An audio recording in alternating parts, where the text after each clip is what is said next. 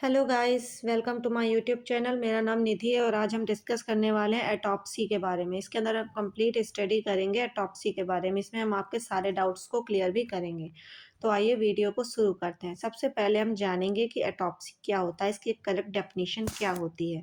तो autopsy also known as postmortem examination is a systematic medical examination of a dead body carried out by a qualified doctor, usually a forensic pathologist, to determine the cause of death, identify the manner of death, study disease or injury, collect legal evidence या provide information for medical research and teaching. यानी कि एटॉप्सी एक scientific examination होती है dead body की, जो specially trend doctor करता है। यह प्रोसीजर हॉस्पिटल या फॉरेंसिक मॉनिटरी में होता है। यह एक सिस्टमैटिक इंटरनल और एक्सटर्नल एग्जामिनेशन होता है, जिसमें बॉडी को बाहर से और अंदर से दोनों तरफ से चेक किया जाता है। क्लियर है। नेक्स्ट हम देखेंगे एटॉप्सी करने की ज़रूरत क्यों पड़ती है। इसके अंदर अगर हम देखें तो एटॉप्सी डिफरेंट रीजन से की जा सकती है, जैसे कि एक्सीडेंट, सुसाइड, होमिसाइड कुछ लोग खा लेते हैं, या फिर पॉइजनिंग का पेशेंट हो और डेथ हो गई हो, या पॉइजनिंग का डाउट हो, सडन अनएक्सप्लेन्ड डेथ हो, या नॉन बॉडी हो, या ट्रीटमेंट के बाद भी पेशेंट की डेथ रीज़न क्लियर ना हो। डिसीज़ का एग्जैक्ट नेचर अंडरस्टैंड करने के लिए भी किया जा सकता है, या मेडिकल रिसर्च के लिए भी किया जा सकता है। इस एटॉप्सी को हम पोस्टमार्टम एग्जामिनेशन भी बोलते हैं। यह एक मेडिकल प्रोसीजर होता है, जिसमें डॉक्टर डेड बॉडी को एग्जामिन करता है। इसका मेन पर्पस डेथ होने के एग्जैक्ट कॉज, मैनर और टाइम ऑफ डेथ फाइंड करना होता है। क्लियर है। नेक्स्ट हम देखेंगे ऑब्जेक्टिव्स ऑफ एटॉप्सी कि एटॉप्सी हम लोग क्यों करते हैं। तो एटॉप्सी में हम कंफर्म रीज़न, डेथ का जो कंफर्म रीज़न है उसको जानने के लिए करते हैं कि जो डेथ है वो हमारी नेचुरली हुई है, एक्सीडेंटल है, या सुसाइडल है, या होमिसाइडल है। होमिसाइडल का मतलब जो घरेलू, जैसे चूहे मारने की दवा हो गई, कॉकरोच मारने की दवा हो गई, ये सारी चीज़ें खाकर किसी ने अपनी जान दी है। Establish the manner of death, death का मैनर पता करने के लिए identify the deceased whose unknown. Clear है। डिक्रीज्ड अननोन के बारे में, जो इसकी मौत का रीज़न क्या है ये पता करने के लिए। एस्टिमेट सिक्सेंस टाइम पता करने के लिए। डॉक्यूमेंट इंजरी या डिसीज़ पता करने के लिए। स्पेसिमेन को कलेक्ट करने के लिए। टॉक्सिकोलॉजी और लैब टेस्ट कराने के लिए। और support legal investigation in court की हेल्प करने के लिए, सपोर्ट करने के लिए लीगल इन्वेस्टिगेशन में कोर्ट की, और इम्प्रूव करने के लिए, मतलब नॉलेज और टीचिंग को इम्प्रूव करने के लिए भी हम लोग एटॉप्सी की हेल्प लेते हैं। देयर आर एटॉप्सी कितने टाइप की होती है, तो there are many types of autopsy. First is legal medico legal reason autopsy, जिसको ये सबसे कॉमन एटॉप्सी होती है। इसमें क्या होता है कि जब डेथ सस्पिशियस हो या अननेचुरल हो तो हम लोग मेडिको लीगल रीज़न एटॉप्सी कहलाते हैं।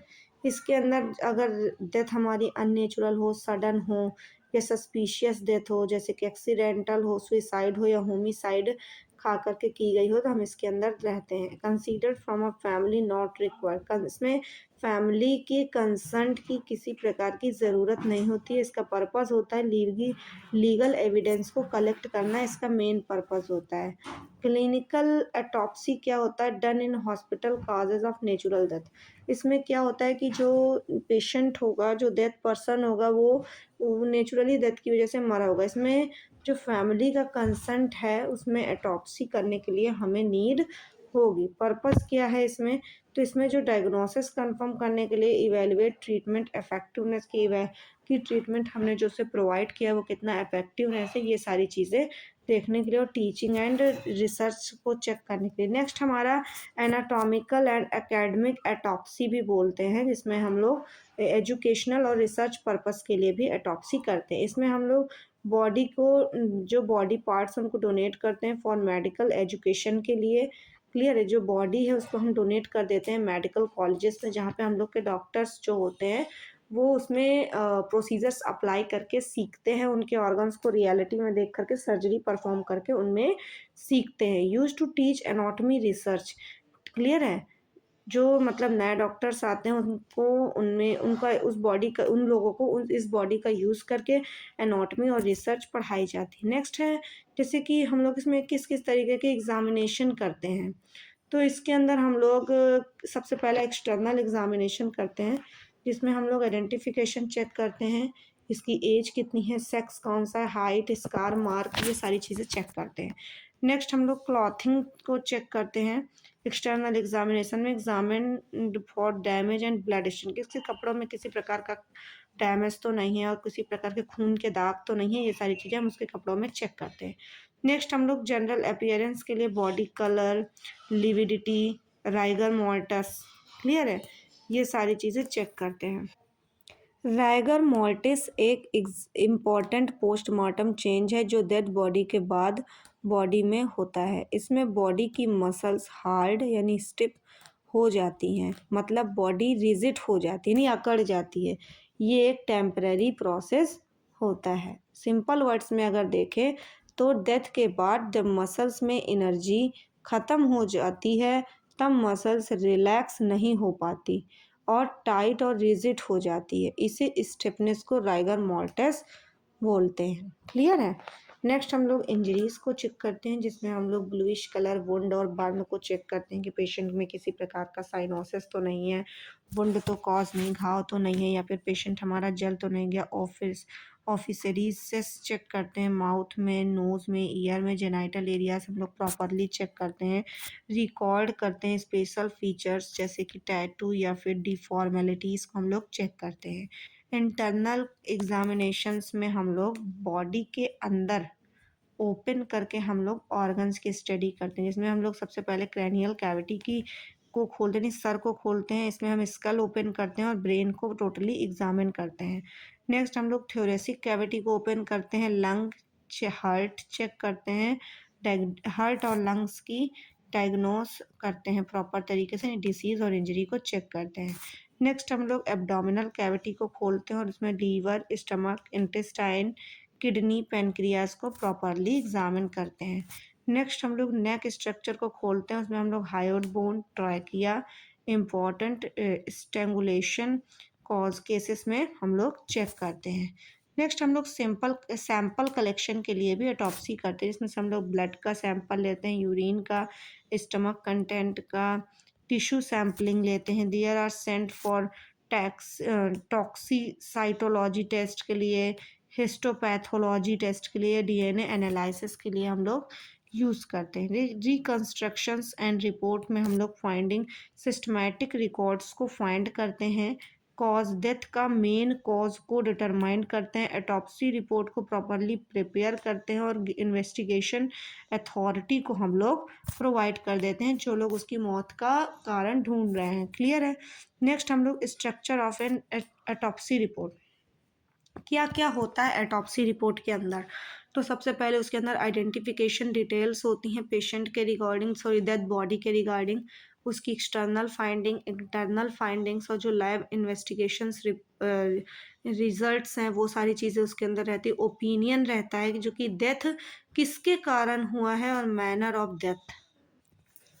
मैनर ऑफ डेथ जो है वो फॉरेंसिक साइंस का एक इम्पॉर्टेंट कॉन्सेप्ट है। जब कोई पर्सन मर जाता है तो फॉरेंसिक डॉक्टर सिर्फ कॉज ऑफ डेथ नहीं बताता बल्कि डेथ बॉडी का मैनर भी डिटरमाइन करता है। मैनर ऑफ डेथ का मतलब होता है डेथ कैसे हुई, किस तरह हुई और किस सरकमटेंसेस में हुई है, क्लियर है? जैसे कि एक्सीडेंट था या सुसाइड था या मर्डर था कि नेचुरल डेथ थी या फिर इनडिटरमिनेट थी, जैसे बहुत सारे रीज़न या कॉज हो सकते हैं। कॉज और मैनर एक दूसरे के सेम टू सेम वर्ड्स ही होते हैं, क्लियर है? नेक्स्ट हम लोग लीगल इम्पोर्टेंस ऑफ एटॉप्सी देखेंगे। तो लीगल इम्पोर्टेंस क्या है एटॉप्सी का, तो ये हम लोग स्ट्रॉन्ग पीस ऑफ एविडेंस में हम लोग पेश कर सकते हैं कोर्ट में, एविडेंस यानी सबूत के तौर पे। ये हेल्प करती है प्रूफ और डिसप्रूव मर्डर की, हमारा क्या मर्डर कैसे हुआ, किसने किया, क्यों किया, किस कारण हुई, कंफर्म करती है कि ये पॉइजनिंग और असल्ट है, सपोर्ट करती है इंश्योरेंस और क्रिमिनल केसेस को। क्लियर है। रोल ऑफ नर्सिस का क्या रोल होता है ऑटोप्सी के दौरान? तो ये लेबलिंग द बॉडी करेक्टली, ये बॉडी की जो लेबलिंग है उनको करेक्टली करती हैं, मेंटेन करती हैं, डिग्निटी को डिक्रीज करती हैं। क्लियर है। और असिस्टिंग द स्पेसिमेन हैंडलिंग, जब हम हैंड ओवर करते हैं स्पेसिमेन कलेक्ट करके, तब उसको असिस्टिंग करती हैं और उसको प्रॉपरली हैंड ओवर करती हैं। Cleaning and preparing the body after ward, और इसको क्लीनिंग करती हैं और बॉडी को घर वालों को हैंड ओवर देने के लिए उसको प्रॉपर प्रिपेयर करती हैं। इंश्योरिंग अ प्रॉपर डॉक्यूमेंट्स को भी प्रॉपरली तैयार करती हैं।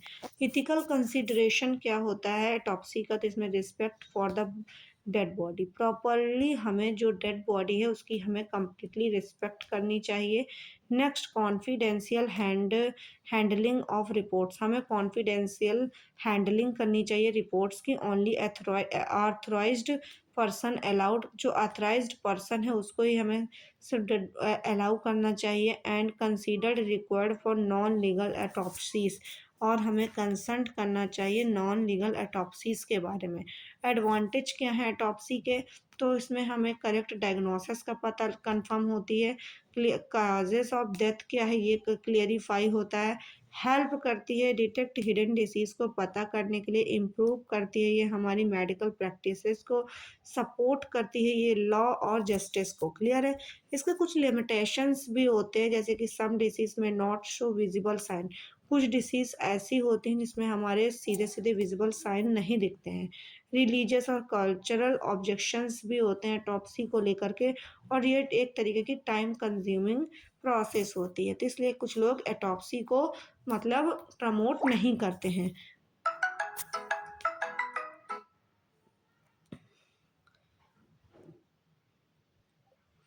तो आज के वीडियो में इतना ही। यदि आपको ये वीडियो पसंद आया हो तो मेरी वीडियो को लाइक करें, चैनल को सब्सक्राइब करें एंड बेल आइकन को प्रेस करें। Thank you.